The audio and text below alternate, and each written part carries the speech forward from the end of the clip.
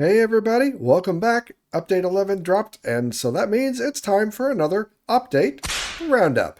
In spite of promising otherwise, Update 11 makes some big changes to the mechanics and gameplay, and is overall a pretty big change. It's been well over a month since the last update too, so all of these things are kind of contrary to what they said they were aiming to do in the last update. I sure hope that they go back to the plan that they had, which is smaller changes and more frequently. It also had a pretty chaotic release schedule, being advertised for one day, pushed off a few more days, and then pushed off again indefinitely before suddenly just appearing and dropping. I don't really know what the issues were, but honestly, I'm all for them taking the time that they need in order to get it right. It sounds like there's still a few problems though, so wait for hotfixes as usual.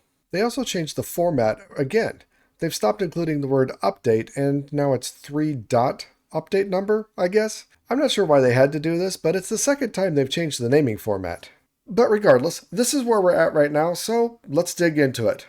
Now, the big change with this update is adding the mechanic of ability power. This solves the problem of using your weapon and weapon damage for abilities that damage mobs, and fixes the problem of you always having to hold your weapon while you're using these skills. Previously, it would be really easy to accidentally be holding your pickaxe and trigger your ability, and it would do minimal amounts of damage. And this was a frustration for players, which I understand. I felt it. So overall, this is not such a bad change, but it does have some big repercussions. Namely, if you're using any of these abilities to generate damage, you now need to get some source of ability power. It doesn't just come for free based on levels. No, it only can be found on your gear, which probably means you're going to have to recreate all of your gear. As for the skills impacted, like I said, it's the ones that damage the mobs when you trigger the ability. Specifically Nova, Poison Nova, the Totem of Hatred, Smite, and its specialization, Smite Archon, Taunt Charm, and these new skills, Storm Arrow, Fireball, Fireball Volley, and Fireball Fireshot. I will look at the new skills a little bit later. Now there is some good news to this. You don't necessarily have to re-roll your armor. Only if you're going to be using or have been using some of these skills that are based on ability power now, do you need to actually re-roll your armor. So you can run a vault just fine just by using your sword and attacking things as you would, I guess, in a basic playstyle. It really only affects the players that use one of the more advanced playstyles and builds. But if that's you, well, re-rolling your gear is going to be necessary, and that's going to be pretty annoying. Now previously when you rolled gear, you would get 3 implicits. You would get critical hit resistance, you would get an armor rating, and you would get some durability. And every piece of armor got all 3 of these implicits. But with the addition of ability power, they also decided to change up how this works. You'll still always get armor and durability with every gear piece that you roll. But that third bit, well, that can have some variety to it now. So now for boots, you can get some movement speed bonus, critical hit resistance, like you could previously, and ability power. For chest pieces, you can get ability power, mana, and block chance. For leggings, ability power, crit hit resistance again, mana again, and for helms, lucky hit chance, ability power, and crit hit resistance. So depending on what kind of stat you're after, now you know what kind of armor pieces to roll up so that you can maximize it. But there's also a brand new offhand item called a wand that you can craft. Wands offer another interesting new mechanic regarding your abilities, as well as a source for more modifiers. The primary purpose of a wand is to give you more levels in a specific ability. This one says Shell. This one is Stonefall, etc. And these levels are levels of skill points into an ability. So if you have the levels of a skill maxed out, you can get higher levels than is otherwise possible with a wand. Now this one also increases ability power with a percentage increase, so this is another source of ability power as well. And there are other normal attributes that can be changed with a wand as well. So now for your offhand, you have a choice of using a wand to get more skill levels in the ability, a shield for some blocking, or a totem for the god favors, or just a totem of undying type of ability. I'm sure many of them are situationally dependent, but it's nice to have a little more flexibility for outfitting for a vault. And so we're back over here in the test dummy area to try out some of these new skills. As you can see, I'm wearing the armor now that boosts my ability power. And when we look at the stats, I have quite a bit, 68 ability power, versus only 35 with my sword. And as we press shift to get more explanation, it says it's the damage dealt against any entity through abilities affected by this statistic. So that tells me that anything that uses my ability power and does 100% of that ability power will apply 68 damage, which honestly is huge. But let's give it a try. So let's start off with the base fireball. Summons a magical fireball to hit your foes from afar. We need a from in there. Anyway, deals amount of damage based on your ability power, and it does 180% of my ability power, which is already significant. 43 mana is quite costly in the mana area, and a 20-second cooldown takes a long time, but it's going to do a ton of damage. Ready? Oh yeah, 122 damage. That would just outright kill any of the mobs that it hits, I would say. I don't really know what the hit points are for some of the mobs at my level, but I can't think of any single attack that would ever do over 100 damage. That's pretty crazy. Now let's look at the volley specialization. This says summons a magical bouncing fireball that scorches mobs in its path and deals an amount of damage based on your ability power. 280% of the damage? Oh boy. 46 mana cost is again pretty expensive. Okay, so now if we throw one of the fireballs in here. Oh, it did some for 47 damage and then it exploded for near 200. 190 damage. I thought the base skill was quite powerful. Wow. Let's do that again. It apparently bounces around a little bit, so I'm going to try to throw it in front. That did a little bit more, but it bounced all the way over here and damaged the mobs a little less. So I think that there's going to be quite a bit of skill in getting this thing thrown out properly. Previously, when I was throwing it into the middle of the mobs, I think it just kind of stayed in one place. Oh, it rolled around. Okay, so now let's try bouncing it off that wall.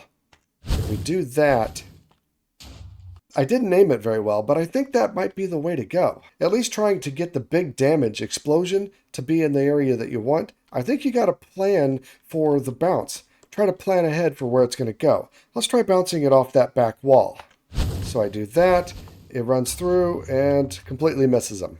Yep, clearly there's more skill here necessary than I possess at the moment.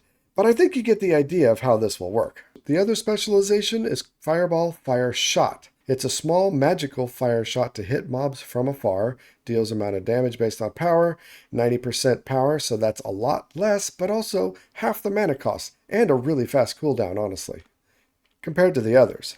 I don't think this will explode. No, it doesn't. It only hits a single target, but the relatively fast recharge rate makes it pretty nice still. Nice for a ranged ability anyway. So now we have an actual caster class type of thing available. Range damage was severely lacking in the Vault Hunter's experience. Javelins did a great deal to make this better, but whoa, fireballs do a lot of damage, and you can definitely play a ranged support from a group. Now you still got to get close to the POIs in order to spawn the mobs, so that part doesn't really work well. But if you're in a group and you can have a tank go up and spawn the mobs, well then the range caster can take him out from afar. And you know what? Let's see how it flies with this target behind me. So we'll aim for right in the middle and trigger this fireball.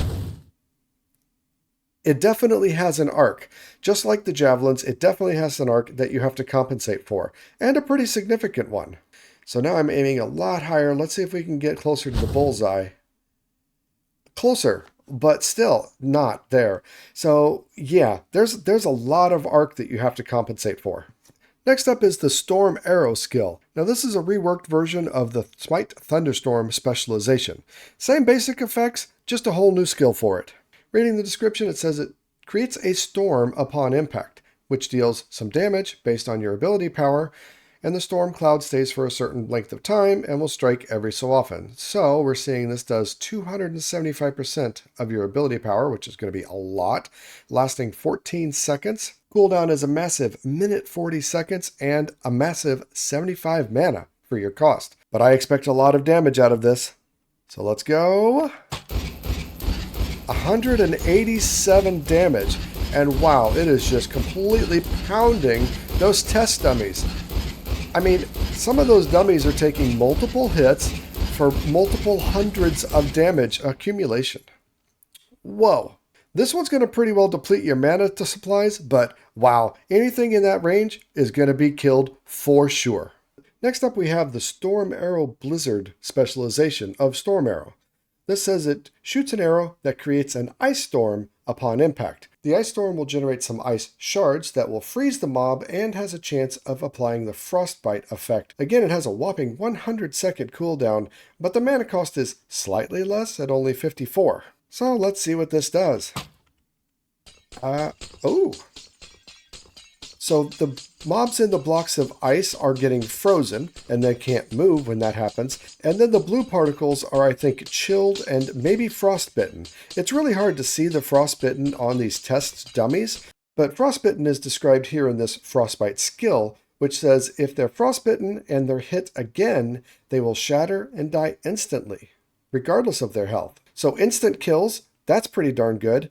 Now the chilled effect is something else that's new. Previously, abilities like Frost Nova would apply a slowness effect to mobs, and then there was a specialization that would capitalize on mobs that had been slowed. That's been changed and essentially renamed to a different effect called chilled. The effect on the mobs is the same, it's just not called slowed, it's called chilled. And it gives a nice description for synergizing with some of those other skills, like Blizzard, which causes a chance for a Frost Nova when hitting a chilled mob. So this Blizzard would cause the chilled and frostbitten effect to be applied to the mobs within that area. There's one more new ability in this Empower Entropic Bind, which gives you an aura that slows down mobs while it's active. Given that the other things that gave a slowed effect were removed or changed to chill, this is a way to give you the ability to slow down mobs as a replacement. And at just over 1 mana per second, it's pretty easily sustainable. Lastly, the ability called Execute has been removed. I don't really think that people utilized it that effectively. It was extremely useful for the big boss fights, but in the end they decided it didn't really have a place. It might come back after they get a chance to rework it a little bit, and especially probably once the bosses actually come back, but for now, it's gone. Some of those abilities do a lot of damage, and so compare those against the damage from this sword. 33 is the primary target damage after I've taken the strength skill. All of a sudden, I've got a little damage envy. 33 damage from a sword versus almost 200 from some of these skills? Whoa. But the difference is, swords don't require any mana. And this gear isn't really tuned toward damage from a sword anyway, so it's not a great comparison. But it does give you some ballpark comparisons. And so why do you want all this extra damage? Because dungeons. Dungeons have been completely revamped. When you open up one of the dungeon doors, it gives you some warning about how difficult it is. They're generally going to be pretty difficult, and they will usually have a new mob type called a champion. Think of a champion as like a mini-boss, if you will. So dungeons are significantly more dangerous than they used to be. So this one is a normal difficulty. And much like treasure rooms, they generate after you open the door, so you can't just dig into them. This is definitely a lot bigger than the dungeons of the past. And let's see how dangerous they are. Right now it looks like they have mostly normal mobs that generate regardless of the theme. And yeah, they're beefy. This sword's not doing very much to them at all. Oops. Well, there you go. Even on normal difficulty, they were much, much stronger than typical mobs in the vault. I was just about to hit the Storm Arrow Blizzard, but they didn't give me a chance. Didn't last very long, quite honestly. And that wasn't even a champion mob. The loot in dungeons is supposed to be a whole lot better too, but they are significantly more challenging. Now, you don't have to do a dungeon if you don't want to. That's why there's the door there, and it gives you some warning about how hard it's going to be. In addition to the rest of the mobs being super chunky, the champions are even more powerful. And they even have anti-cheesing abilities, so if you pillar up or block yourself in so that they can't get to you, they'll start throwing ranged attacks that pass through blocks. So yeah, these guys are no joke. Now, in addition to the dungeons themselves getting an overhaul, both the Dragon Room and the Wild West Room got an overhaul as well. The spawner in the Dragon Room previously was unbreakable and never fizzled out, but now it's what they called a slow fizzle spawner. So it eventually does fizzle out so that you can eventually clear the room. I'm down here and you can see we've just got a couple mobs. Okay, there's a couple more, but the rate of spawning is certainly a lot less. Oh, look at this guy. This means this guy is a champion. They also put the spawner itself up on a bunch of bedrock, so that you can't just dig a pit and trap all the mobs in there. But there you go. It fizzled out. Now all you got to do is take care of all the mobs in this room, which unfortunately there are, I think, 3 or 4 champions in here, which is going to make things be very, very hard. Well, there are apparently now multiple spawners inside the dragon. The dragon itself is made out of bedrock now, and there are some more of these fizzle spawners, these slow fizzle spawners inside the bedrock. I've found 2 of them so far, but they do eventually fizzle out. But as you can hear, there are a lot of mobs outside still. So yeah, still dangerous, but more doable now than it was once before, especially if you've got a group of people. You can either try to get in and loot quick before the fizzle spawners even have a chance to generate very many mobs, or you can take your time and actually clear them all out. But yeah, at least doable and a nice change, I would say. The change to the Wild West room is a lot less dramatic. Previously, at level 50, the spawners inside the Wild West room stopped becoming fizzle spawners. But this change reverts that, and so now every spawner inside the Wild West room is a fizzle spawner, even after level 50. Another big change is that the monolith objective has been reworked in order to require a lot more monoliths, especially at higher levels.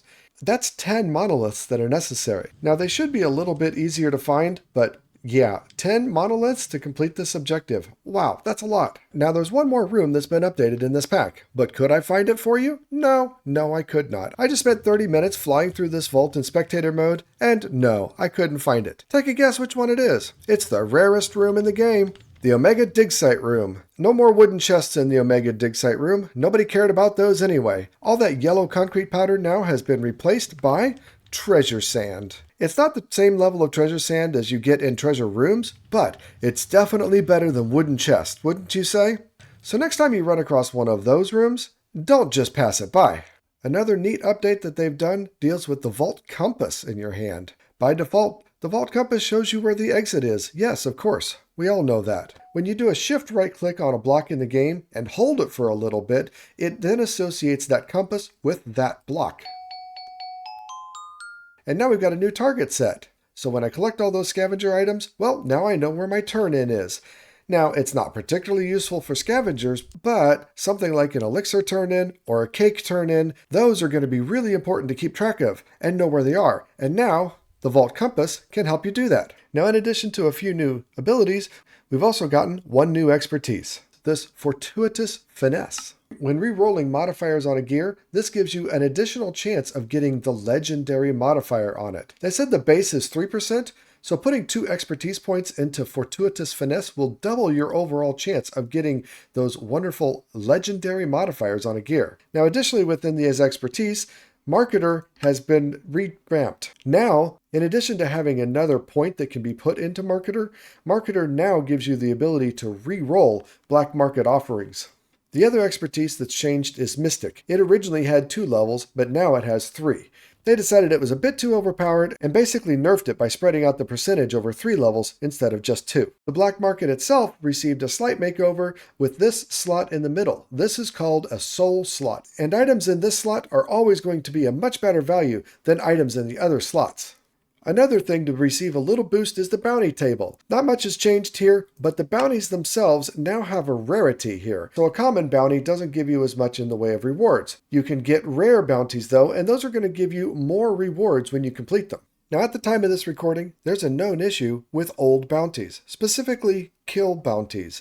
They said that any of the kill bounties from Update 10 won't work with Update 11. Now, maybe this will get fixed in a hotfix at some point, but for right now the recommendation is to just abandon any of those kill bounties that were generated during Update 10. And this is just one of several known issues that have been documented. At the time of the recording, there's no hotfixes available yet either, so be sure to look at that known issues channel on the official Vault Hunters Discord so that you understand what the current issues are and how to avoid them. Some of them are actually quite bad, like corrupting player data. Definitely not the best circumstances here, so definitely check out those known issues. Now, one sort of minor change is that there is a new block in the game, and it's an improved version of the Weirding Gadgets chunk loader. I'm not terribly certain why they did this, but I believe it boils down to some known issues or problems with the Weirding Gadgets and the chunk loader that they create. So instead, you've got this one, which is Chunky McChunkface. And that is a super silly name. The recipe for Chunky McChunkface is just a Weirding gadget if you've already got it, so you can do a one-for-one conversion with no additional materials. Apparently, you can't create the Weirding gadget anymore, and you have to use this recipe if you want to create it from scratch. They don't specifically say that the old Weirding gadgets won't work, But I think that's the implication here. I'm gonna guess that you have to upgrade. And unlike the old Weirding Gadgets chunk loader, Chunky McChunkface does not run all the time. When you right-click it, the sand gets moved into the upper portion of the device and it runs for 6 hours. Now by default, if you make just the chunk loader, it's going to load just the chunk that it's in. It can be expanded into a 3x3 chunk loader by putting it onto a tier 1 beacon base, or a 9x9 base of iron like you might do with a beacon. But apparently the Weirding Gadgets were causing some problems, and this is their solution, a brand new block. Another smaller change is that the completion crates have been buffed and placed in order again. So with update 10, they equalized all the completion crates so that they all had the same rewards. It didn't matter what kind of vault you completed, you got the same rewards for it. But now it does. The worst is here with the monolith crates. They give the least amount of rewards. Next up we have the obelisk vaults with the champions that you have to kill, then an elixir vault, and finally a scavenger vault, which has the best rewards.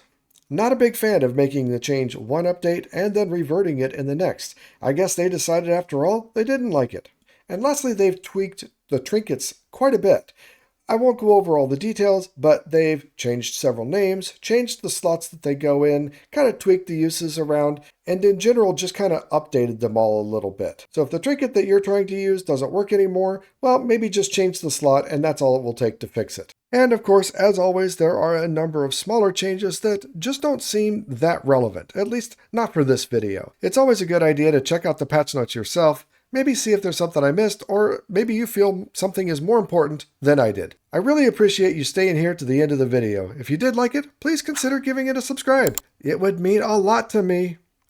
But that's it for now. Remember, be excellent to each other. I'm out.